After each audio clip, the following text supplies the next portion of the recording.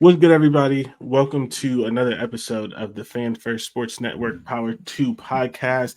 I'm your host, Jordan. I'm here with Wesley. Wesley, how you doing today? I'm great, Are man. you I'm okay. I'm okay. And then LSU didn't get you too down?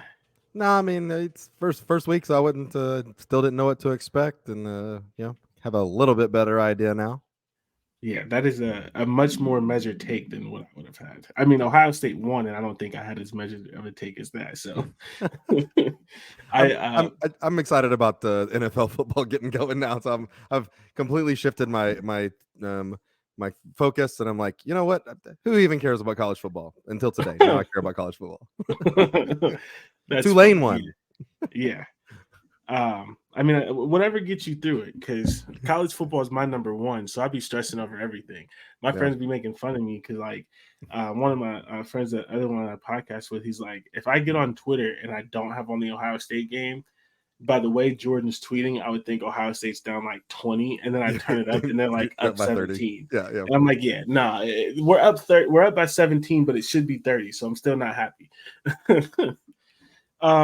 But Well, all right, you yeah. got a little bit of that this weekend then. Oh yeah, I don't think you're on Twitter. You would have seen my fire Ryan Day tweets and Yeah, I tweet with you. all the Me and you other were kind of going back and stuff. forth on Twitter. We were talking on Twitter. Yeah, yeah. No. I know that. I just didn't know if you had saw everything because Oh yeah, yeah, I was going through it. I was when you messaged me about the quarterbacks, I was measured about that because like I try not to get on players too much, and I really don't think it was his fault. But Ryan Day, I hope Ryan Day don't have Twitter because it is his he, fault. yeah, he was not safe. That's all I'll say. But yeah, so I mean, do you want a minute or two, whatever, to get into the LSU? I know you're doing well about it, but I know it's not what you or what most people expected, honestly. Yeah, for a half. I mean, LSU's winning at halftime. Um, Made some mistakes. We had two drives inside the red zone that resulted in 0 points. So instead of being up by three, we should have been up by 9 minimum. If we just kicked field goals there. But I think if you get the ball inside the 5, that should be a touchdown. So, I mean, at halftime, we should have been up by a lot more. I was frustrated with we took our best defensive player and schemed him completely out of any effective play calling in Harold Perkins, um, who is one of the best defensive players in college football, but you would not know it by watching this week. So I kind of thought in the second half they were going to change some things, and there was no reason for him to be shadowing Jordan Travis, um, but they continued doing it. And there was some really questionable offensive and defensive play calls by LSU, and then I mean it resulted in a pretty lopsided score. I will say I left the game going, well, Florida State isn't as good as what the score shows either. Like, I mean, don't get me wrong, they won, they were better than LSU, but I wasn't super impressed with them just being some dominant team. And then I watched Clemson, and Florida State's going undefeated this year, and they just go ahead and put them in the playoff. They're going to get smoked in the first game of the playoff, but I think that they just naturally walk right in unless they do something really stupid. They just punch their ticket to the playoff. Yeah, and I think we talked about that last week We on the did, first we did. episode that like the winner is almost guaranteed, the Well, playoff, especially after because looking you're at Clemson, they are guaranteed. yeah, Clemson was awful. Yeah, I wanted to get into Harold Perkins thing, and like I played linebacker. That's what I was gonna play in college. That's what I'm gonna coach when I get into it. I don't know if we talked about this in here or not. And I'm watching Harold Perkins last year, and I feel like sometimes I'm the only person in the country that cares about linebacker.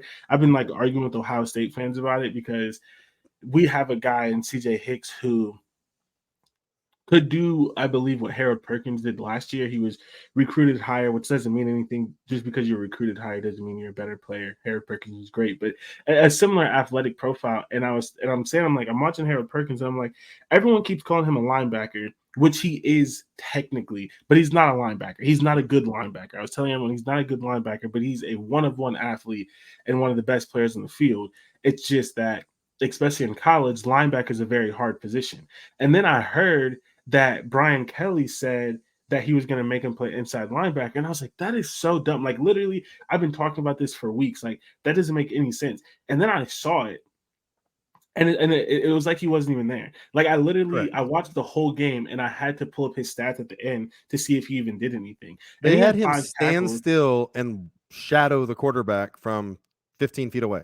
That's terrible. That's terrible. And it's just like, I'm watching, I'm just like, you have this, like, I'm not saying that he's Micah Parsons. Micah Parsons, we're actually going to mention him in a second here. But like Micah Parsons, like year 3, it just got voted as the best defensive player in the NFL. I'm not saying he's going to be that, but he has the athletic profile to do in college what Micah Parsons is doing in the NFL. Right. Maybe it won't be as effective, but maybe it will. He had 7.5 sacks in like 7 games last year because he didn't start in the beginning. Maybe it was 8. I don't know exact number, but he had 7.5 sacks, bunch of tackles for loss. And you have this thing. And I literally tweeted before the game. I was like, I think I said it in our Slack. I was like, I have a love-hate relationship with Ohio State because Ohio State requires all their players to be complete players. It's why someone like Jameson Williams transferred. It's why CJ Hicks, who could be our Harold Perkins, doesn't play, because he has, although a lesser athlete, 2 more complete linebackers ahead of them. Yeah. But Ohio State doesn't do what Penn State is doing with Abdul Carter, or what LSU was doing with Harold Perkins, which is just getting your athletes on the field and letting them destroy games.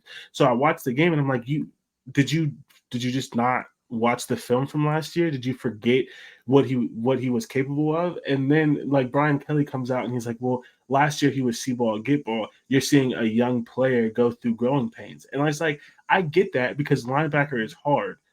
But even if you want him to be that by the end of the season, it's week 1. It's maybe the second or third biggest game you'll play, because maybe you're going to say Alabama, or maybe you'll say Tennessee or whatever, but it's one of the biggest games that you're going to play all year. You really want to win the game, even if next week in the next 11 games you want him at inside linebacker. Once you start losing, why wouldn't you let him do what he's best at? Right. It's just dumb. It was just awful. Like, and that's why I said you're much more measured than me, because I was mad about it, and I'm not even an LSU fan. I'm just like, that doesn't even make sense. Like, I think I tweeted, I was like, that's like taking a Ferrari and driving it in a school zone. Yeah, it made no sense whatsoever. And I mean, then there's the only thing I could think is like that they weren't trying to, get him stuck in a position that doesn't actually exist at the next level. And I get it, you're saying Micah Parsons, who I think is really special, but using, for example, you're probably familiar with Zach Bond, who played for Wisconsin, was very good as kind of outside linebacker / defensive end, getting after the quarterback, but way too small to be a defensive end in the NFL. So the Saints drafted him and told him, you're going to learn to be a linebacker. Well, he has not done that. He is a special teams player because he can't figure out, he's never played linebacker, and the quote unquote linebacker. And so he's never been able to be smooth about making that transition and break the starting lineup. And I'm wondering if Harold Perkins kind of wondered, what is my long-term goal here with this just see ball, get ball kind of player that, and I think it was maybe too early to make that, but I don't know. For now, he needs to be a good college player and not worry about 3 years from now and 4 years from now what he's drafted as and what he could be in the NFL. He needs to figure out more football in college and be good at this, and then somebody will draft you. If anything, he's doing the bad thing. He's showing people that he can't be an inside linebacker. Right. Like, let them use their imagination. Versus just go be the best athlete on the damn field, and then let them imagine what they can make you into. Because right now what you're doing is showing what you can't be. Yeah, and I understand the argument, because the I'm gonna forget their names right now. The guy at Michigan, who played all over the place, he went to the league, didn't do anything. Who's the guy that the Arizona Cardinals just traded? The Clemson guy, Isaiah Simmons. Isaiah Simmons, same thing. He didn't identify position, and they used him wrong. But then you have like Baron Browning, who was a traditional linebacker at Ohio State, because we don't have an outside linebacker that's on the edge. He goes to the Broncos. They turn him into a edge rusher, and he's a stud. So you have Micah Parsons, who played hybrid linebacker safety. He gets to the NFL. He's now an edge rusher. Micah Parsons didn't edge rush like that at Penn State, because if he did, they might have made the playoffs. They might have. So really good. I like, as a linebacker guy, it'd be great if he was an actually great linebacker, and maybe he needs to get to that. and I understand wanting that, but again, in time of need or when you really need to play, he's versatile enough that you should be like, okay, well, you just did your X number of snaps. Now for the next 3 drives, we need you to rush the passer. We need you to especially with the issues in your secondary, Keon Coleman from Michigan State going crazy. Like you needed that guy there. And it was just, in my opinion, it was coaching malpractice. I just can't believe 100%. that you would take a guy like that and, just sit him there. Crazy. Now, I can also say I do think that, again, I'm not saying this turns around and makes LSU win because it got really out of hand at the end, but Mason Smith being able to play would have made a difference in this game too. At least would have made it closer because you have Mekhi Wingo kind of doing it all on his own, and nobody could block him. But he's not our best, rusher. I mean, Mason Smith, if you have him in that game, he at least is making the quarterback move even more. And so, I mean, we go back to that, and it's disappointing that we didn't get to play all of our healthy players. But I mean, it is what it is. It's I'm happy with what I saw from Jaden Daniels. I think it's ridiculous that some people are trying to shit on him, like the game was lost because of him. He made a couple of slow or bad decisions, but it was way better than what we saw from him last year.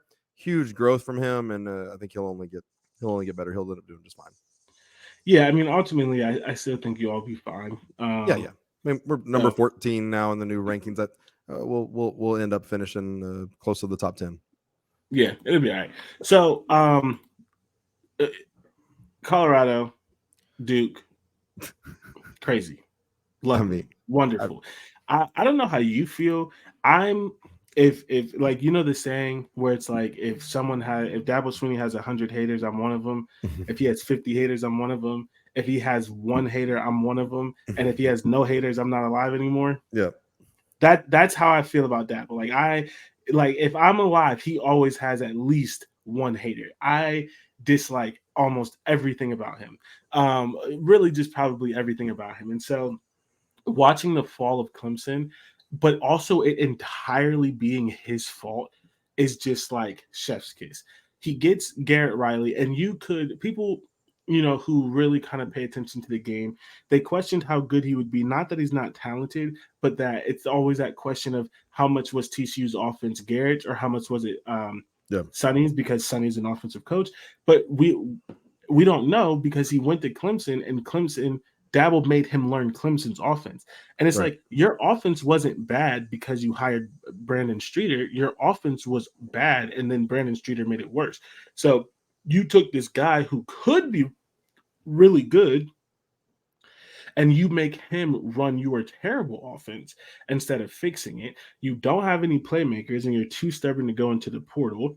You ran off a quarterback who just literally had 4 incompletions and 5 touchdowns for a younger guy who, if he didn't play the single worst game of his life, he's an absolute bust. You have to hope that's just the worst game he ever played, because if that's what he's going to look like, he is not a college football player. He's not a Division I college football player. You lose a game by 21 points when Riley Leonard, who is an NFL player, not a top first-round pick, but he'll probably be like the 4th quarterback off the board. He could probably sneak in into the first or, beginning of the second, depending on how the draft falls. He had the worst game of his life. It's one of those things, sometimes when you lose, like in this case, right? Like with LSU, you could say, okay, yeah, we lost, but Florida State played the game of their life. 3 touchdowns from Keon Coleman, this, whatever. Clemson can't say that. Riley Leonard went 17 of 33 for 175 yards and 0 touchdowns, and they lost by 3 scores. And you can't even look at it and just chalk it up and say, oh, yeah, they played the best game of their life. That happens. Sometimes you win some, you lose some. No, they played awful. They played awful and still dominated you. And I just had so much fun watching it. It was beautiful.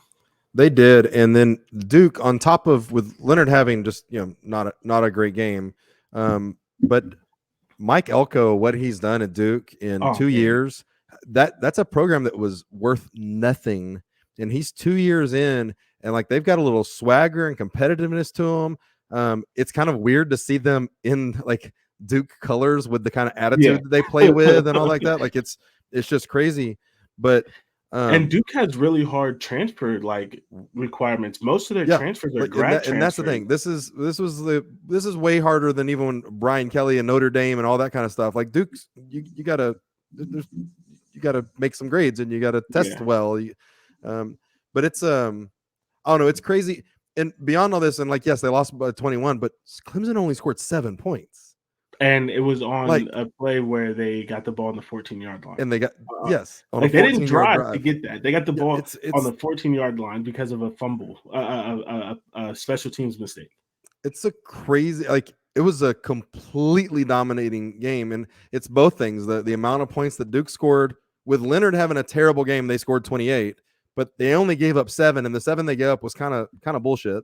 Yeah, it was their fault. If you catch the punt, you skunk them. It's absurd to see how that went. And but I'm here for it and I love it. Except for kind of pairing with the fact that again it handed Florida State a playoff spot. They have nobody on their schedule they can lose to. Yeah, I mean maybe they'll lose to Duke in the ACC championship, right? I guess they do have to play Duke. Maybe what I'll say is which I don't believe that this is true, but the North Carolina that played South Carolina, if that is them this year, they could potentially. We said that last week was a game to watch, and I was like, that game's better than people think. Yeah. There's players in that game that are gonna be in the NFL. That's a game to go watch.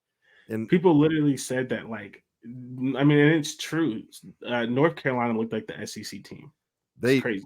They looked really good, and because even in that, Drake May threw 2 interceptions. He didn't have the best game either. Right. So I would still pick Florida State, but anything can happen in 60 minutes if they're playing to that level. Well, you said something about the other one, and that's Colorado. Yeah, Deion. And man. I'm just gonna go ahead and say do you believe? I'm sorry, Mr. Primetime. I will not. I don't care if they don't win another game the rest of this year. I'm not going to say anything else about Deion Sanders and whether or not he should be coaching at a big school or anything. Because his son throwing for 510 yards. There ain't nobody that had that on their bingo card for being able to happen at all this year against anybody. Even if you thought he was good, you didn't think that. No. And Tucker playing over 100 plays, playing both ways, having 10 catches for over 100 yards, and also having one of the best interceptions that you'll see from a college football player reading a play and then diving and catching it. It's absolutely insane what they've got. And I have TCU. The quarterback played terrible, but they've got a decent team. Yeah. And Colorado doesn't have a great defense. They made one stop when they had to. Oh God, but, I can't wait. But Deion's got that team. He's got that team playing way above their heads, way over how good they are. And we'll see next week. I want to see what they come back with, because this was they celebrated this like they won a national championship. So this has got to bring them back down, reset them, and get them ready for a dogfight again. They can't walk in here swaggering. They've got to fight like this every single game this year, because they're going to be the least talented team on the field most of the time. But there's some interesting things there, and I'm not going to say anything else about Deion Sanders negative this year or what I believe in and what he can do. He's been talking trash, but this is a guy that played offense and defense in the NFL. He clearly knows something about both sides of the ball, and he's a very involved coach. Yeah. The thing that I'll say about Deion is Deion has always been, at times he could be frustrating, he could be annoying. But at the same time, he's always backed it up. And I've always believed in Deion because I saw it. I just think, and here's the thing that people forget sometimes. Everyone expects the head coach to have to be the smartest, most talented, most knowledgeable person. And I'm not saying that Deion is not that, because he definitely is, to excel at how well he did. But at bare minimum, to be a good coach, all you have to do is be a people person. You have to hire the right people, so have connections, and you have to get people to believe. And there's not many people on this in football who can get someone to believe more than Deion. Yep. Because if you ever doubt him, all he has to do is put on his highlight tape. And then he goes out because he has the name. Almost his entire staff is from NFL, so that's going to help as far as just teaching actual football.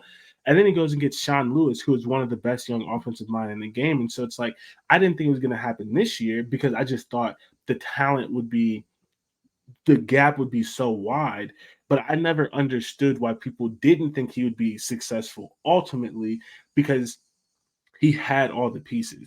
When you have his Rolodex, there's not a single person on this earth that's not picking up the phone when Deion calls. Right. Like, it's just not. And even if you tell him no, like I was just watching a video, like the NFL players that he gets just to come speak to his team, like Right. that's how you get a Travis Hunter. Like literally, people were talking about it. It's like Deion never showed up to Travis Hunter's school. It's just the relationship that they had, the knowledge that they had, and it being Deion and Deion being willing to let him play both sides and stuff like that. It got the number one recruit when they're, you know, whole Alabama and all these other full staffing department, Florida State, sending everybody, every person, anyone who's legally and maybe even illegally allowed to talk to recruits at Travis Hunter. And Deion is like, we didn't even have the money to give him nothing. I didn't promise him nothing. I told his mom that he was going to come to me a boy and he was going to leave a man before he goes to the NFL, and that I'd teach him everything I could. And boom. So I still think their ceiling is 7 wins, largely because the Pac-12 is just amazing. Although, like, am I going to predict it? No, but would I be surprised if they catch like a USC? No, because USC also has an awful defense. So then if it becomes who can score the most, anything can happen. All you need is one player to make a play, i.e. Travis Hunter, and making another interception, and you beat USC 63-60 or something crazy. I wouldn't predict it, but because of their defense, they could lose any game. But Right. because of their offense, they could win any game. So it's just like, it's just going to be fun. Like, they're going to be must see TV every week. And I feel so bad for Nebraska because Nebraska looked awful. They're and they were probably ran over. Whew, boy. I will say, you mentioned Pac-12, and I will say that I was surprised and impressed with all USC, Washington, and Oregon.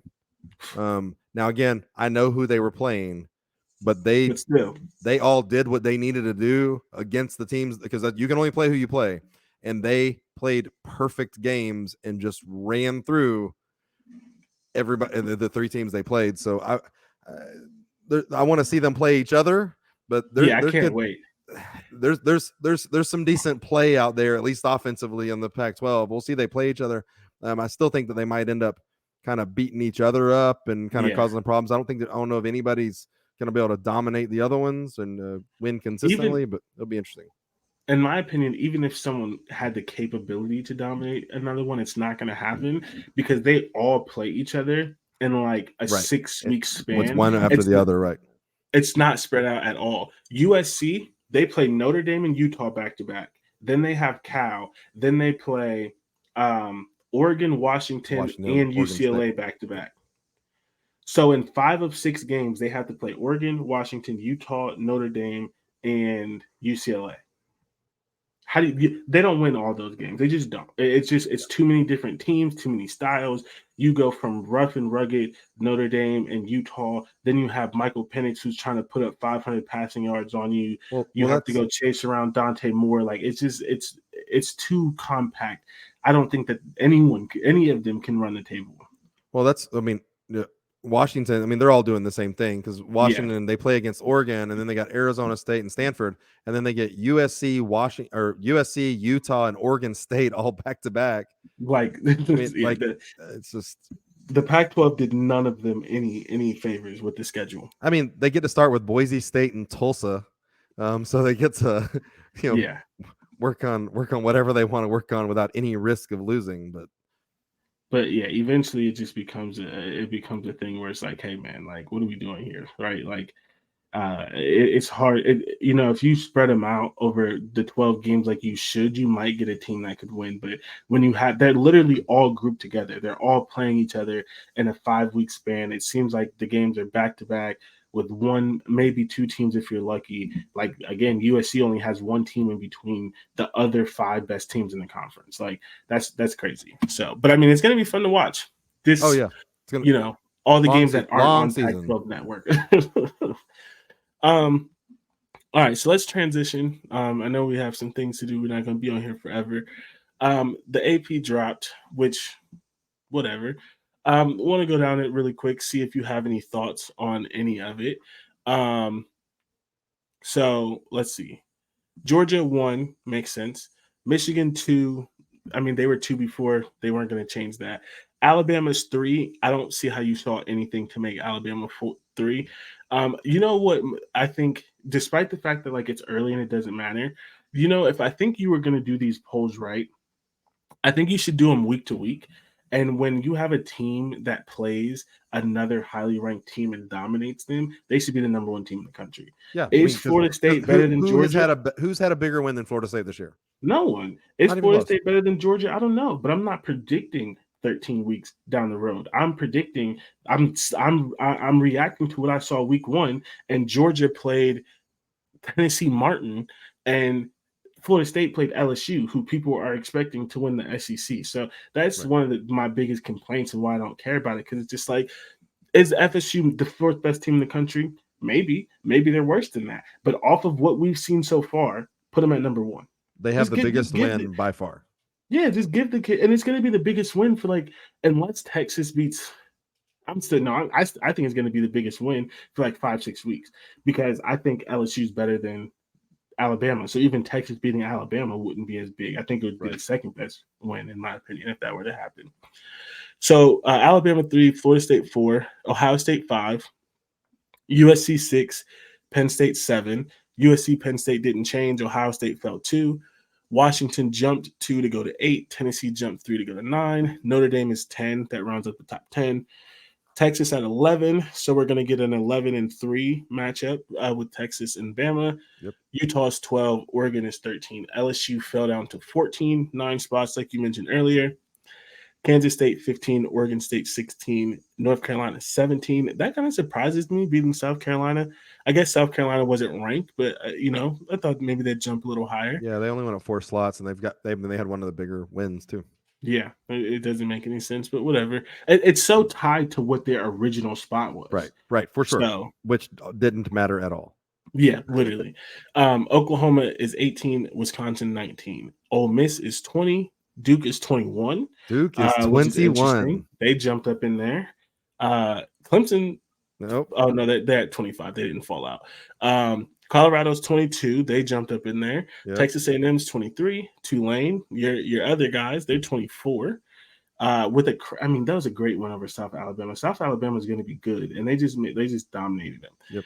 And then Clemson fell 16 spots to 25. Again, it's early, but any major disagreements? So, if Colorado's number 22, I would have, I'd have TCU in the top 25 before Clemson, because at least they competed and then they lost to a top 25 team in a close game. If Duke's 21, Colorado's 22, you look at those games and TCU belongs number 25 before Clemson, because they at least competed with one of those teams. And I'm sorry, I get it that Clemson was number 8, and it's really embarrassing to drop them out of the top 25 after one game. They showed nothing they showed nothing that makes you think they're a top 25 team. At least teams like Iowa and TCU, you could sit there and go oh, they might beat one of these teams. TCU competed with a top 25 team until the very last minute. So I'm not really a big fan of that. And I was kind of surprised to see A&M jump into the top 25 too, off of them kind of coming out of nowhere when they weren't. Beating New Mexico. I didn't understand what necessarily required them to jump in the top 25. SEC, it is what it is, and that's why these rankings are kind of whatever. I think I agree with you. I guess, like I already mentioned, Florida State should be 1. They had the best win. I think if you're going to put a team that recently lost, I think TCU should be in there before them, or Iowa, like you mentioned, who was the next biggest vote getter because they actually won. Clemson showed nothing to say that they're a 25 team outside of people being stuck on the fact that they were previously ranked and they have the name Clemson. Yep. So whatever, I guess that's just kind of how it goes. We know how that goes. So moving into next week, as we talked about last week. Let's take our ad break before we do that. we do need to throw this ad break in here. So we're going to take a quick break for the ads. When we get back, we're going to get into our watch list. We're going to get into our game of the week. And then we're going to get into our pit stop. So we'll be right back. And I do have 10 minutes, man. I'm not sure. Sorry. I know we're Oh no, you're good. I mean, we'll be out. So watch list Friday, Illinois at Kansas. Think that's a great game. It's not as good as what we thought it was going to be because Illinois almost lost to Toledo, but I don't know. I when I did my picks, on my other podcast, we do picks. I had Illinois at like 10-2. I'm regretting that right now. And I have some apparel on the line. Noon watch list: Nebraska at Colorado. Sorry, Nebraska, but still, we want to watch Colorado. We do. Afternoon, I really don't have interest in A&M in Miami, but I feel like people are hoping that A&M is good this year for whatever reason, so they would need to beat Miami to show that. I like the Ole Miss Tulane game. I am interested in that. I want to see how now good. That one. I think Tulane wins it, and they start getting some real hype behind them again. Yeah, I mean, if you go out and you beat South Alabama really badly, and then you beat a SEC team, and that's another team. Like, if you do that, put them in the top 10. They're not going to, but you just beat a really good South Alabama, and then you beat the SEC team that was ranked. So, and whatever. there's no games to talk about at night. There's no exciting game Saturday night. No, I'm just kidding. I don't think you're wrong. I put it on here so we had something, but I wasn't super excited. Oregon, Texas Tech, which lost a lot of luster because even if you had any luster on it, because Texas Tech lost to Wyoming. Well, I was talking about the Texas Alabama game. Oh, that's the game of the week. But yeah, no, that's what I was. Yeah, I thought you were talking about the Oregon one. No. Also, yeah, I mean, I guess. How about Texas Tech just completely shitting the bed against Wyoming and crazy?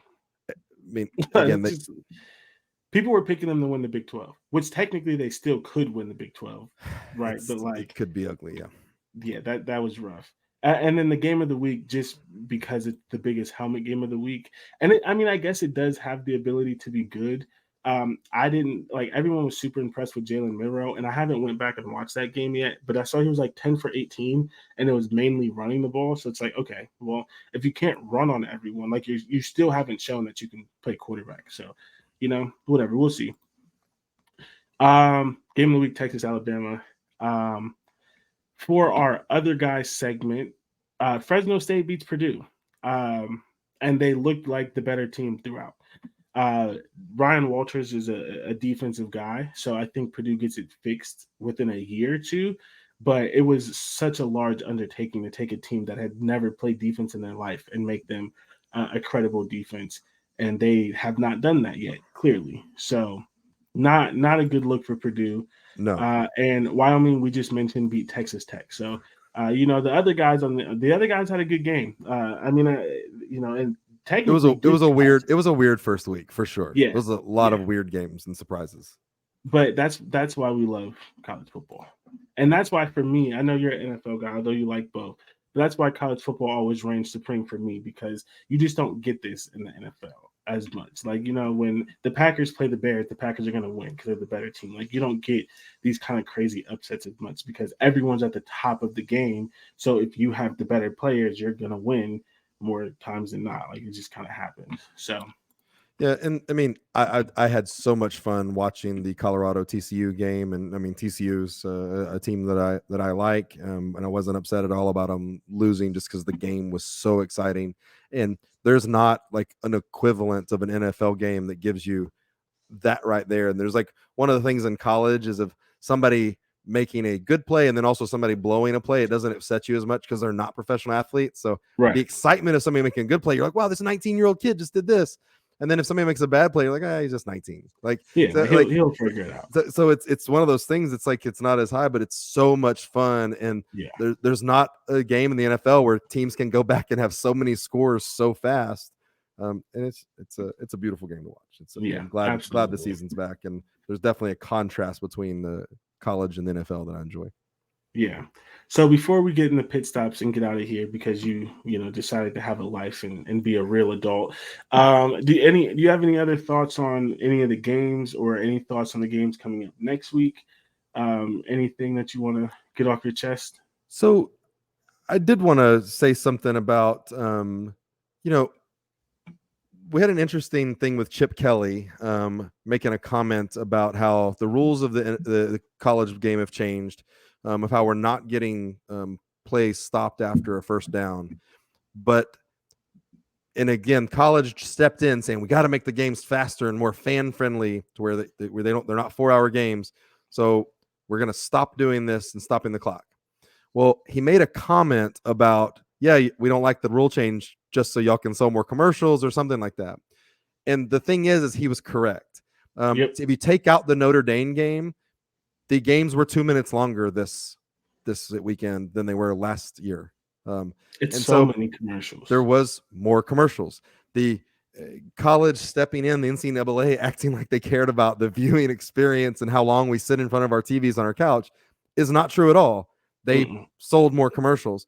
And I get it, but this is where we were just talking about the difference between the NFL and the college game. There is a difference. And these players need a moment to be coached. They need a moment to collect themselves. These are not professional athletes that have the playbook 100% memorized and are just, okay, here's the next play and here's the next play. They need a second. And it makes the college game better. And I would rather have less time between plays and have good plays each time than kids rushing around. And there's going to be more fumbles. There's going to be less scoring. It's just going to make the game worse. And so it's going to take away some of the joy that we found in college. And again, it's not going to improve our viewing experience. So I appreciate Chip Kelly saying it. I wish he'd have been a little bit more direct with it. But everybody knew what he was talking about, and it's gotten a lot of coverage. Yeah, and my thing on this is everything you said is 100% right. For any of you who has not been lucky enough to see a game in person, it's TV timeouts are awkward. Like you literally like you coach, but you only coach so much. You've done all of the stuff. You literally just have guys just sitting there. Maybe they try to stretch, they try to do this, and then it's bad for the crowds. Like another thing that Chip Kelly was talking about is like maybe we'll get some microphones and we'll do some stuff for the crowds because they just have to sit there and stare at nothing. There's only so many times you can do a t-shirt gun and stuff like that. And like you can't even do that in LSU stadium because it's huge. Like you're not getting a t-shirt gun. So it's just like it's just so much idle time on top of how it affects the scoring and the players and all the other kind of things. So I think it was awful. And then that's another one of those rules where the people who did it don't actually care about the sport. They just care about their bottom line. And they don't care about the fans either because this doesn't benefit anyone but the commercials. So, quick fire edition. Our pit stop is the NFL starts this week, starts on Thursday, and the Athletic dropped an article. Second time, 2 episodes, 2 times bringing up the Athletic. This is not an endorsement, but whatever. They brought up an article where they had the writer predict basically who was going to win awards. So, quick fire MVP Patrick Mahomes, yes or no? Probably. Yeah, probably. He's the best player in the sport. Never mind. I'm going with Joey B. Okay, that's fair. So they voted the 3 best. Well, I don't think he's going to win it this year because he's going to miss some games. I think he's still injured, unless he's going to play week 1. They're saying they're actually not telling us anything. He practiced a couple days ago, but they're being really odd about it. Here's what's going on. He has an offer on the table to make him the highest paid quarterback in the history of college, of history of football.